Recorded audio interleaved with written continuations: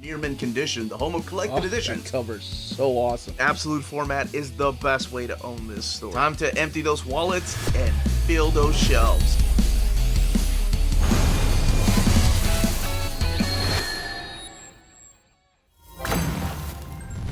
How's it going, all you minties? Uncanny Omar here from Near Mint Condition, the home of collected editions. Join me today for my overview of the Fantastic Four Full Circle. This is the expanded edition from Abrams Arts and Marvel Comics. So let's go ahead and get started.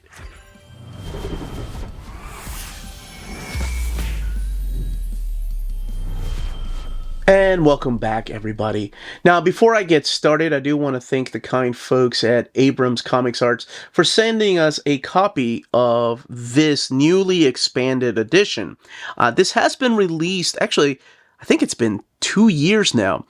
It did come out in an original graphic novel format, but this time around it is a lot bigger. But before I talk about the size and what's exactly in here, it does come sealed in plastic with a leaf. This is a leaflet right here. And check that out. Features 288 pages of additional material, including all of this. That's insane. As soon as I saw that and the size, I was just blown away. Because, you know, whenever you see expanded editions, whether it's like a movie, like physical media, or something like this, you're like, oh, okay, they're just going to add extra couple pages here. 288 pages, now that's expanded. Totally deserves that title. So to kind of give you an idea about the size of the book, I do have the original slipcase here. So let's take the book out of the slipcase, honestly. And you can see just how much bigger it is. That's awesome. I love the size of this.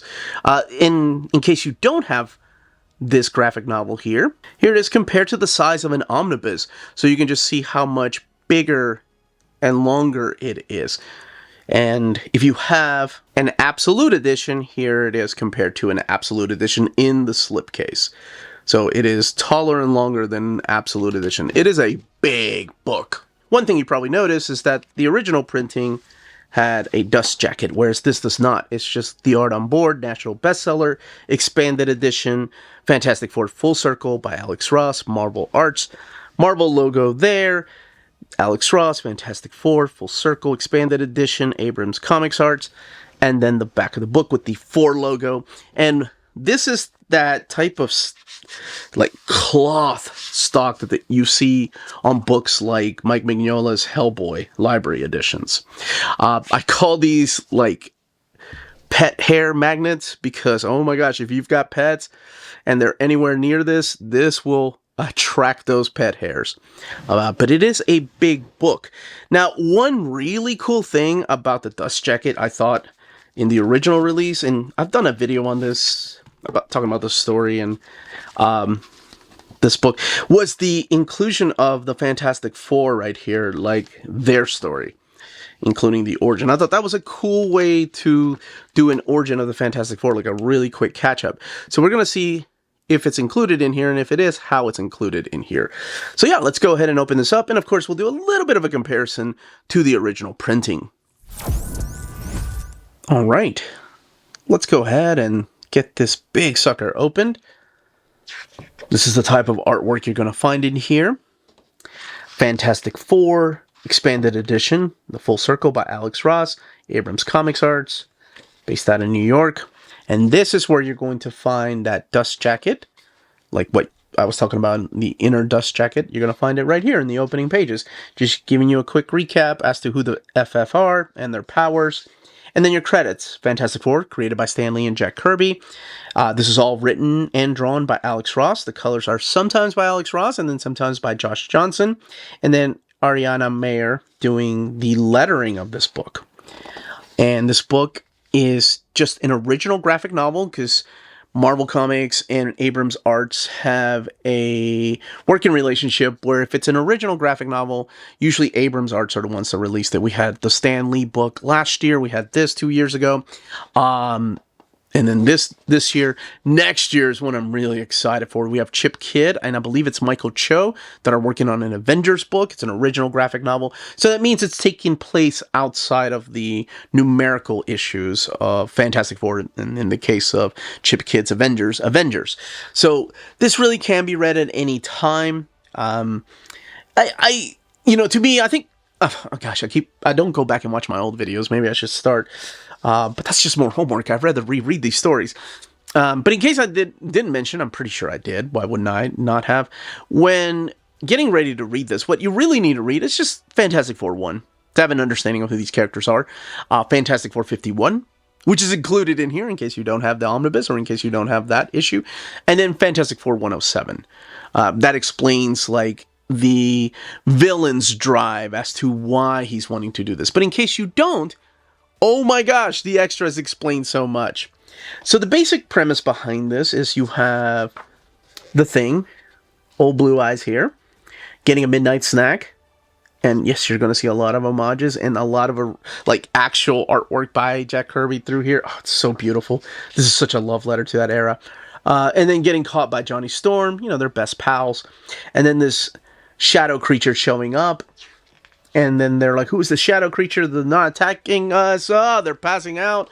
And as it turns out, the shadow creature is none other than this character named Ricardo Jones, who wasn't even given a name in Fantastic Four 51. But the story of Fantastic Four 51 is this guy was jealous of Reed Richards, and he wanted to take Ben's powers and transfer it to him. And then Ben, of course, became a man again.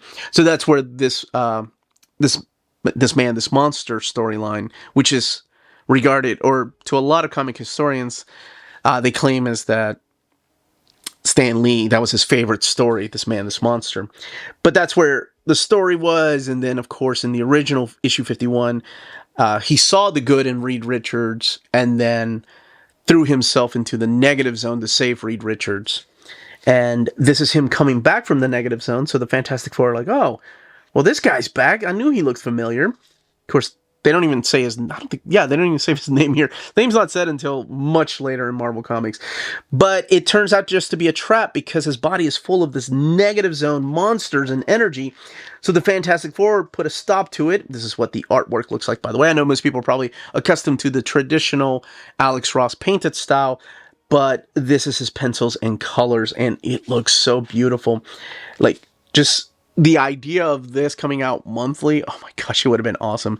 This project was offered to Alex Ross. He explains a lot here in the book, like right after Marvels, and he passed on, and then when he came back, he was ready to do it. So you can tell that this story could have taken place at any time. That's why I suggested reading those issues. But if you're caught up with Fantastic Four, hell yeah, more power to you. You know the Fantastic Four, so you know their powers, you know what they're capable of, and just have fun with this. Again, a love letter to that Jack Kirby era, even in the way that it's drawn. Kirby crackles, oh my gosh, just some of this photorealistic style that Kirby was experimenting with at the time is even through here. The color palettes, beautiful, beautiful book, and in this huge edition. So the Fantastic Four are like, wait a second, this was a trap. Let's go see what's really going on in the negative zone. So they get new costumes and they dive deep into the negative zone to see who is really behind everything. And that's what this is. It was only 64 pages, and it still is 64 pages to the main story, to the original graphic novel. The extras are what make this book so amazing. So in the back here, you have beginnings and apologies, talking about how long this process took, and Alex Ross getting to meet Jack Kirby. That was in 1992. And then you have this printing right here, Fantastic Four 51, This Man, This Monster. Reprinted, like scans from the actual comic book, it looks like. You can probably see from the damage right there that was an original copy. And that's printed for your reading pleasure in case you don't have the Omnis or the Masterworks or Epics. And then this is Alex Ross's history with the Fantastic Four and then building this project. And the behind the scenes is something that I love about Alex Ross's books. Like how much love and care and amount of detail that he puts into each and every one of these stories. You're going to see plenty of Easter eggs in here. Herbie the Robot making an appearance, but even like Easter eggs from, if you're reading the Fantastic Four in current time, or if you read the Fantastic Four in the 80s. And the beauty of it is, if you don't get the Easter egg, well, it's explained later on back here. He talks about the Easter eggs that he put into the comic. In not just like in the artwork that you're going to find on the wall here, and where it originated from, but even some of the color palettes and the color choices that were done, and the homages that you may not have... I didn't realize some of the homages that he was doing that I was like, oh, okay, that actually makes sense. Damn it, how did I miss that? But it's a breakdown of everything. It's like a behind the scenes of the way that his brain works. So if you've enjoyed things like Kingdom Come or Marvel's, all the extra goodies that they have in the different anniversary collections or absolute editions, this is the book. This is the book. This is it. This is amazing. It's 352 pages. Like I said, 80s homages, 80s Easter eggs, current time Easter eggs. This one retails for $65. The original one that you can still find, it retails for $25. But it doesn't have any of the extra goodies. It just has the main storyline, and then, well, that's the slipcase edition. It came with like a print. But this has his photo studies here and photo references that he uses, not just models, but now toys. The layouts, but the entire issue done in pencil. So you get all of it in pencil, and then you get the entire issue with the finished inks. So this is like an artist edition. It's an anniversary edition. It's only been 2 years since the book has been published, and they made this amazing collection here. The color guides are included, but they're not in full pages. The color guides just kind of give you an idea as to what colors they're using. And when you read behind the scenes, you'll realize why he's using some colors. So this is the way that his art looks throughout the entire book. So if you're used to his painted style, this might throw you back a little bit. This is more of like Thy Kingdom Come type of style. So the only time he really uses the painted style is at the very beginning to tell the origin of the Fantastic Four. And then something else that they did here was he was in charge of doing covers. So they've got the covers for the Fantastic Four current run, the Ryan North run, the one that started in 2022. Now, some of the covers might spoil the storylines that they're dealing with, but being that most of these are standalone stories, I don't think it's really doing much of spoiling, that is. Oh, and if you're not reading Ryan North's Fantastic Four, it is freaking fantastic. And yes, that was completely intended. Here's the acknowledgments, and Fantastic Forever. Oh man, I love that. And your end sheets. I love the fact that they're using end sheets like this. So just a quick little comparison to what the original printing looked like next to this, this is a huge book. So let's look and get to that first page here. And then we'll look at the build. But this is kind of giving you an idea of what it looks like. Honestly, the paper stock they're using feels identical. Like the same thick, glossy paper stock that they used in the original one. Maybe just a little bit thinner. I can see it's a little bit flimsier. Not by much. But touching it, it felt very, very similar, like the thickness. But it's a little bit thinner. But this kind of gives you an idea just how much bigger it is than this. Now, as far as the binding, 352 pages. It is sewn binding, and again printed in this thick, glossy paper stock. So let's look at this. It's one of my favorite images in the book, compared to, actually, let's do it like this. There we go. And the way the book lays over. So you can see there's minor gutter loss, but that is it. This book is freaking crazy and amazing. That, as they say, is that. If you're interested in purchasing this book, don't forget to check out our sponsors. If you're in Europe and you're interested in buying these books, definitely check out Walt's Comic Shop in Berlin, Germany. They have the cheapest pre-order prices, flat shipping rate of €12 for all EU countries, emails answered within 24 hours, waltscomicshop.com, And you can use the code nearmintcondition at checkout and get free shipping for all EU countries with your first order over 40 euros. That's Walt's Comic Shop, your reliable source for omnis and premium collected editions in Europe. Ding!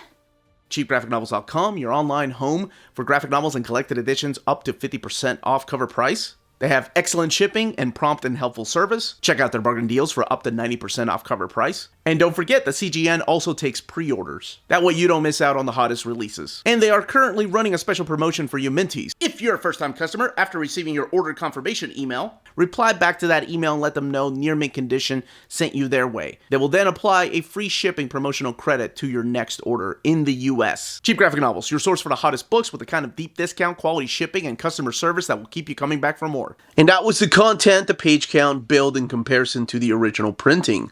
Let me know in the comments down below. First of all, if you've never heard of this story, if you did, you watched my video a couple of years ago, good on you. Such a great story, and this release is amazing in case you missed out on the original release. Any questions, leave them down below. Don't forget to check us out on Patreon and Spreadshop, amazing ways to support the channel. But that's it, everybody. Stay healthy and safe out there. Much love.